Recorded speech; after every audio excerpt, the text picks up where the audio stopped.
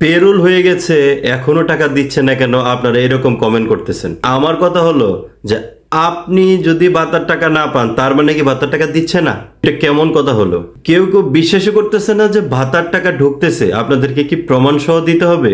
গর্ভবতী ভাতার ক্ষেত্রে অনেকে বলতেছেন যে আমি তো নভেম্বরে টাকা পাইছি গর্ভবতী ভাতার, আবার কবে টাকা পাবো? অনেকে বলতেছেন সমাজসেবা অফিস ভাতার কাট করার জন্য 2000 টাকা চাইছে, আরো 2000 টাকা পরে দিতে হবে, এরকম ঘুষ চাইতেছে। কেউ কেউ বলতেছেন যে নগদের লেনদেন করতে পারতেছেন না, নগদে যে লেনদেন করতে পারতেছেন এর জন্য অফিস নাকি আপনাকে সাহায্য করতে পারতেছেন, এর জন্য সাহায্য চাচ্ছেন। 40 দিনের কর্মসূচি নিয়ে আপনাদের অনবরত প্রশ্ন আছে এবং 40 দিনের কর্মসূচি নিয়ে আমি বারবার একটা কথা বলেছি যে কোনো চিঠি জারি হইলে আমি পাবো এবং সেটা পাবলিক ডকুমেন্ট, যে কেউ এটা প্রকাশ করতে পারবে, আমিও প্রকাশ করব। এখন একে একে কথায় আসি যে নগদে যে আপনি লেনদেন করতে পারতেছেন না, এটা সমাজসেবা অফিস আপনাকে হেল্প করতে পারবে না, এটা সমাজসেবা অফিসের কাজ না।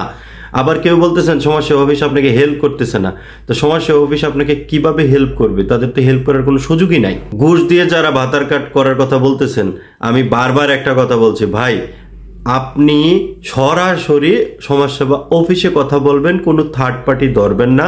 সমাজসেবা অফিস প্রজাতন্ত্রের একটা অফিস, আপনাকে সেবা দেওয়ার জন্য বসে থাকে।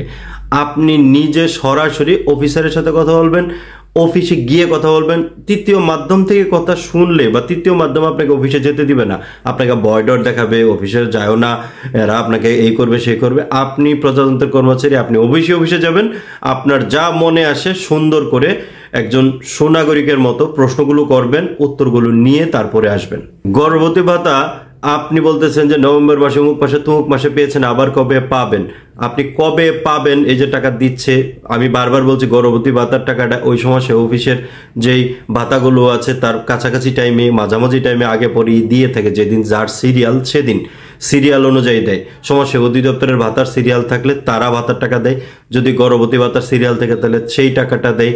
সো আপনি যখনই পান টাকা, আপনি টাকা কম পাবেন না, আপনি মোট 36 মাসের টাকা পাবেন, অর্থাৎ 3 বছরের টাকা পাবেন, অর্থাৎ 28,800 টাকা পাবেন, অর্থাৎ প্রতি মাসে 800 টাকা করে 36 মাসের আপনি গুণ দিয়ে দেখেন টোটাল এত টাকা পাবেনই পাবেন। সেটা আগে হোক পরে হোক, আপনি সেই হিসাবটা ঠিকঠাক রাখবেন। অনেকে বলতেছেন যে ভাতার টাকা কি সত্যি ঢুকতে শুরু করেছে?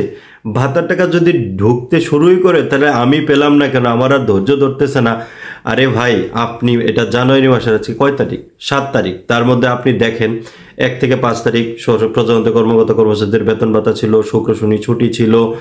তো আপনি যদি এটার জন্য এত বেশি উতলা হন, এটা তো যৌক্তিক না। আপনি তো একটা রিজনেবল টাইম দিতে হবে। আপনি মাত্র ভাতার টাকা প্রাপ্য হয়েছেন 1 তারিখ থেকে, তার মধ্যে দেখেন তো কত দিন চলে গেছে। সরকারি ছুটি ছিল, বেতন ভাতা দেওয়ার একটা সুযোগ ছিল, সবাইকে তো সুযোগ দিতে হবে। তার মধ্যে হচ্ছে ভাতার টাকা দেওয়া শুরু হয়ে গেছে, কিন্তু ডিসেম্বরেই শুরু হয়ে গেছে। দেখেন এবার কিন্তু এগিয়ে এনেছে এবং আপনি একটা রিজনেবল টাইম পর্যন্ত দিবেন। আপনাকে কি একসাথে সবাইকে টাকা দেওয়া সম্ভব? এটা অযৌক্তিক দাবি না। ধাপে ধাপে সবাইকেই দিচ্ছে, আপনার সিরিয়ালও আসবে। হয়তো আপনি আজকে পেয়ে যাবেন, এই ভিডিও দেখে অনেকেই বলবেন কি যে আমি আজকে টাকা পেয়েছি, কালকে পাবেন, পরশু পাবেন। এভাবে ধাপে ধাপে বসে তো নাই। আইবাসে একদিনে যতগুলো ট্রানজ্যাকশন করা যায় সবগুলোই করতেছে, কেউ বসে নাই। সো আপনি যদি এটা নিয়ে তাড়াহুড়ো করেন, একসাথে উপবৃত্তি 1 কোটির উপরে উপবৃত্তি, 1 কোটির উপরে হচ্ছে বয়স্ক বিধবা প্রতিবন্ধী ভাতা, গর্ভবতী ভাতা, এরকম শত শত বিল ভাউচার আছে। তো যদি আইবাস বসে থাকতো আপনি মন খারাপ করতে পারতেন। প্রত্যেক দিন যতগুলো ট্রানজ্যাকশন করা যায় ততগুলোই করতেছে।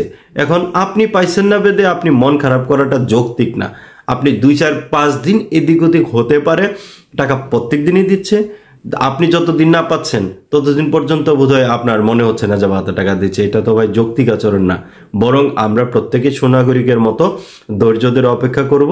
আপনার টাকা প্রাপ্য হয়েছেন আপনি জানুয়ারির 1 তারিখ থেকে, তো তারপর থেকে তো একদিনও বসে নাই। সো আপনার টাকাটাও ধাপে ধাপে পাবেন। হয়তো 2, 4, 5 দিন এদিক ওদিক হতে পারে। এবং এখন যেটা আমার নিয়মিত অভিজ্ঞতা অনুমান, সেটা হচ্ছে এখন পুরো দমে ভাতার টাকা দেওয়া শুরু হয়ে গেছে। এবং হয়তো আজকে রাতে অনেকের টাকা ঢুকবে, কালকে ঢুকবে, আগামী সপ্তাহ ঢুকবে, পরের সপ্তাহে ঢুকবে। এখন আপনি যদি বলেন যে আমার টাকা আসতেছে না, আমার টাকা আসতেছে না, আমার টাকা আসতেছে না, আরে ভাই আপনার টাকা আসতেছে না কিন্তু অন্য কেউ তো পাচ্ছে।